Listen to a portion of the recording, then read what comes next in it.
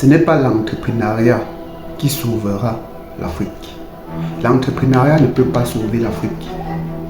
Je dis ça, c'est quelque chose qui est très controversé et beaucoup de personnes vont également tirer sur moi parce que c'est quelque chose qu'on n'aborde pas et que ceux qui font l'évangile de l'entrepreneuriat n'abordent suffisamment pas. Vous devez comprendre que l'entrepreneuriat c'est quelque chose qui découle du capitalisme. L'entrepreneuriat c'est un rejeton du capitalisme. Et quand on parle d'entrepreneuriat ici là, nous devons réellement comprendre en profondeur ce que c'est que l'entrepreneuriat. Si l'entrepreneuriat c'est la quête effrénée de l'argent, écoutez très bien, si l'entrepreneuriat c'est la quête effrénée de l'argent, c'est que l'entrepreneuriat ne peut pas sauver l'Afrique. C'est que l'entrepreneuriat ne doit rien faire pour l'Afrique. Absolument rien. Mais si l'entrepreneuriat c'est la mise en avant des valeurs africaines, si l'entrepreneuriat c'est la mise en avant de la vision que nos ancêtres avaient en ce qui concerne l'acquisition et la préservation des richesses, là l'entrepreneuriat va être une solution. Mais l'entrepreneuriat que nous voyons aujourd'hui dans nos sociétés africaines, les valeurs que nous mettons en avant, soit disant que nous faisons la promotion de l'entrepreneuriat, mais c'est que nous allons tous finir comme les puissances capitalistes.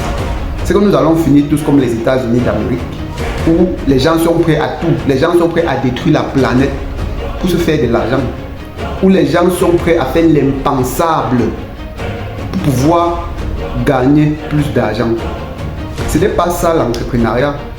Et ce modèle d'entrepreneuriat ne sauvera pas l'Afrique. Imaginez qu'on va devenir des multimilliardaires. Parce qu'en Afrique, les milliardaires, il y en a. Mais imaginez qu'on va devenir suffisamment riche en termes financiers comme les États-Unis d'Amérique. On aura les capacités logistiques d'exploiter les ressources naturelles. Si nous avons cette même vision de l'acquisition d'argent qu'ont les autres puissances, vous savez ce qu'on va faire du continent africain? On va détruire tout ça en une génération. On va creuser partout. On va brûler partout. Parce qu'on cherche l'argent. Or, si on rentre en arrière, on essaie de voir comment nos parents, nos ancêtres faisaient. Nos ancêtres ne pouvaient pas tuer une poule au hasard. Ils ne pouvaient même pas couper un arbre au hasard. Regardez dans l'Égypte antique, essayez de vous cultiver un peu. Vous voyez comment les gars faisaient pour couper un arbre. Il fallait planter un arbre avant de couper un autre. Et même avant de couper, il fallait organiser un rituel avant de couper l'arbre. Ils étaient riches ou bien ils n'étaient pas riches. L'Égypte antique a nourri le monde pendant près de 1000 ans. Je dis le monde entier, ils ont nourri le monde entier pendant près de 1000 ans. Ils étaient sages et intelligents. Ils ont fait ce que nous, même peut-être dans 1000 ans, nous n'allons pas faire. Ils étaient riches, prospères et ils préservaient leurs valeurs. C'est ce modèle d'entrepreneuriat-là que nous allons penser à remettre en avant. Ça veut dire quoi? Ça veut dire que ce sont les valeurs africaines que nous allons mettre en avant en partant chercher de la richesse matérielle. Si nous utilisons les valeurs occidentales pour aller chercher de l'argent, on sait comment ça va finir. On sait exactement comment ça va finir. Essayez de réfléchir un peu. Si nous devons nous comporter comme les Occidentaux se comportent aujourd'hui, qui sont les prédateurs partout dans le monde, c'est leur modèle capitaliste. C'est leur modèle entrepreneurial. L'argent par tous les moyens possibles. Pourtant, nous avons été riches. Actuellement, nous sommes riches naturellement. Les Africains sont riches naturellement. Mais le modèle d'acquisition d'argent, le modèle de préservation de richesses, ce n'est pas le bon modèle pour la société africaine. Nous devons revenir en arrière. Les gens qui font l'évangile de l'entrepreneuriat, ils doivent faire un travail de fond. On appelle ça un travail de fond. Et ici en Afrique, il y en a très peu qui font ce travail de fond-là. Les personnes que je peux citer ici, là, une des personnes que je peux citer qui fait réellement un travail de fond, c'est ce grand monsieur qu'on appelle, un grand de même mentor également, qu'on appelle Coach Simon Ouedraogo. Ils font ce qu'on appelle un travail de fond. C'est-à-dire quoi? Ils préparent d'abord l'esprit à acquérir des biens matériels. Et quand l'esprit acquiert le bien matériel n'est qu'un accompagnement.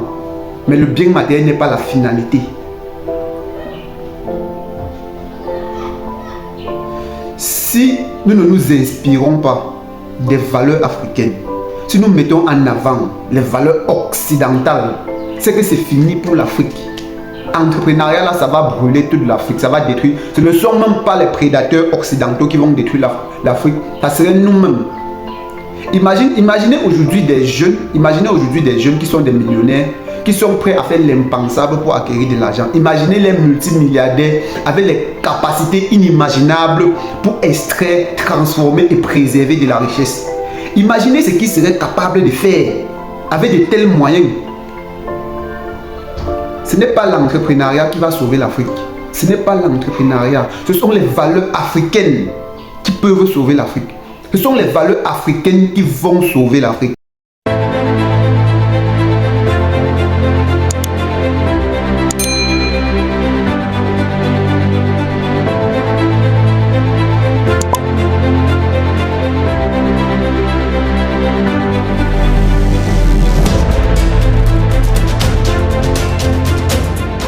Ce sont les valeurs africaines qui vont sauver l'Afrique.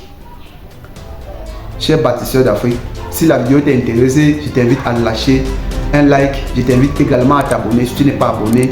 Et rendez-vous dans une autre vidéo. À votre succès. Merci.